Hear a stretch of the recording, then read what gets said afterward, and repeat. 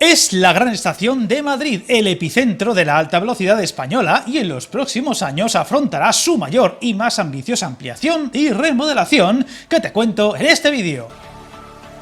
La estación de Atocha es el corazón del transporte ferroviario de Madrid y por extensión de toda España. Sin embargo, a pesar de sus mejoras y ampliaciones en el pasado, la última hace pocos años se sigue quedando pequeña. La llegada de nuevas rutas de alta velocidad y la irrupción de marcas que compiten o competirán con Renfe están provocando el colapso de una terminal a la que le queda todavía mucho futuro por delante.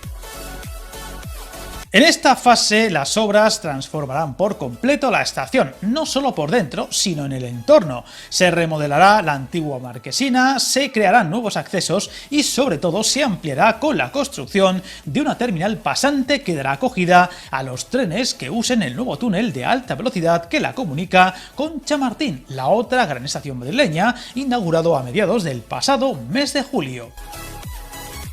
Muchas han sido sus transformaciones desde su apertura en un ya lejano 1851, transformándose por completo y dando un gran paso tras la llegada de la alta velocidad española en 1992.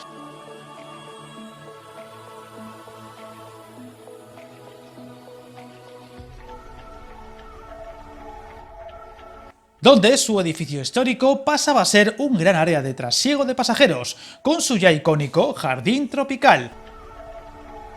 Era la nueva Atocha, aunque no tardaría demasiado en quedarse pequeña. Sucesivas ampliaciones, mejoras y modernizaciones la convertirían en lo que es ahora, incluyendo un cambio radical separando la zona de llegada de la de salidas, como si fuera un aeropuerto. Sin embargo, como digo, se está volviendo a quedar pequeña. Hace tiempo se habló incluso de construir una nueva estación en Madrid que diera apoyo y aliviara el tráfico de Atocha. Se estudió la viabilidad de construirla en la zona de Abroñigal, al sur, destinada al tráfico de mercancías y contenedores. Sin embargo, este proyecto acabó desechándose y se apostó por mejorar y ampliar la estación ya existente en 2010. Dadas sus ventajas como una cada vez mejor comunicación por metro, su centralidad a 2 pasos del centro de la ciudad y de lugares muy importantes en lo turístico de la capital madrileña, y con el extra añadido de que todas las líneas de cercanías pasan y paran en ella. Una serie de ventajas incomparables con ninguna nueva posible terminal. Hay que recordar que Atocha da servicio a muchas líneas y rutas de media distancia, aparte de las líneas de alta velocidad con Zaragoza y Cataluña, la Comunidad Valenciana, Castilla-La Mancha y Andalucía, y pronto lo hará con Murcia. Ahora llega el momento de entrar en una nueva fase y para ello Atocha sufrirá el cambio más trascendental de su historia reciente. La primera gran mejora llegará con un nuevo vestíbulo para cercanías que se situará en la zona sur de la estación y que mejorará notablemente su interconexión con las terminales de alta velocidad, una de las grandes asignaturas pendientes de Atocha, reduciendo así los tiempos de traslado e intercambio de viajeros. El segundo capítulo crucial serán las mejoras con el entorno urbano, la mayor transformación en ese detalle hasta el momento, pues se creará un nuevo gran vestíbulo en la calle Méndez Álvaro, que permitirá mejores conexiones con el tráfico rodado no solo con esta calle, sino con las calles Menéndez Pelayo y los accesos a la M30, descongestionando notablemente la avenida Ciudad de Barcelona, así como la plaza del Emperador Carlos V. Las mejoras para el peatón y los accesos a pie también se transformarán completamente, con añadidos como una nueva plaza urbana en la avenida Ciudad de Barcelona, que a su vez conectará con la calle Méndez Álvaro a través de una nueva pasarela peatonal sobre las vías e integrada en la propia estación. La otra gran novedad peatonal será más que llamativa, ya que se cambiará el acceso por su fachada histórica principal frente a la plaza del Emperador Carlos V, que además pasará a estar a nivel de la calle, permitiendo así mejores accesos y desde más puntos de la zona. Un detalle aparte será la remodelación de la fachada y marquesina histórica, que ya ha comenzado y que tiene un presupuesto de 69,5 millones de euros. Este cambio de cara facilitará la intermodalidad, habilitará nuevas zonas verdes, la optimización del espacio y nueva superficie comercial, remozando el jardín plantado hace muchos años bajo la marquesina o la recuperación de algunas palmeras muy castigadas. Ya en el exterior se trata de integrar la estación en el entorno urbano del conocido como Paisaje de la Luz, declarado recientemente Patrimonio Mundial de la Humanidad por la UNESCO.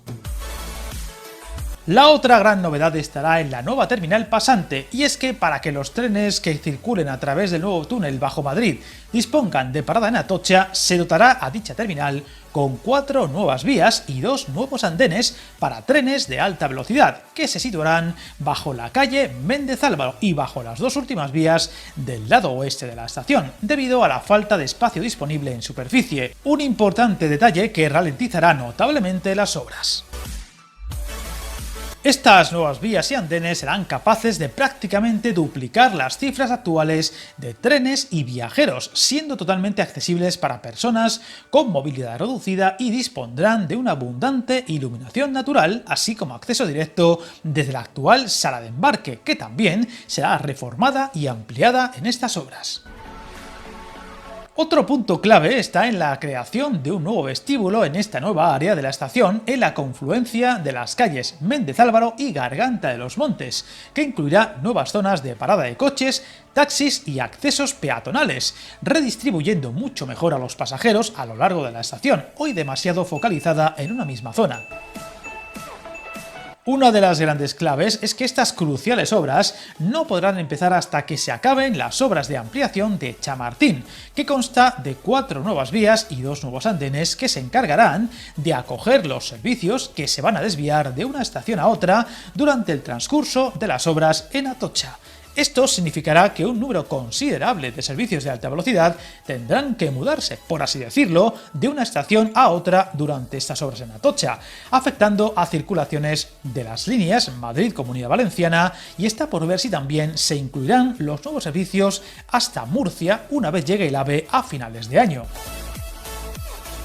Esto se traducirá en que todos los servicios con Cuenca, Albacete, Requena Utiel, Villena, Elche, Orihuela, Castellón, Valencia y Alicante de compañías de bajo coste, es decir, Ablo y Wigo, se trasladarán a Chamartín, así como los nuevos servicios de la compañía Irio con estas ciudades, que prevén entrar en servicio en los próximos meses. Además, la mitad de los servicios restantes de alta velocidad de Renfe también se mudarán de Atocha a Chamartín, aunque la otra mitad se mantendrán en esta estación como punto de inicio y final de viaje, suponiendo unos 10 minutos más de viaje en los trenes que se trasladen a Chamartín.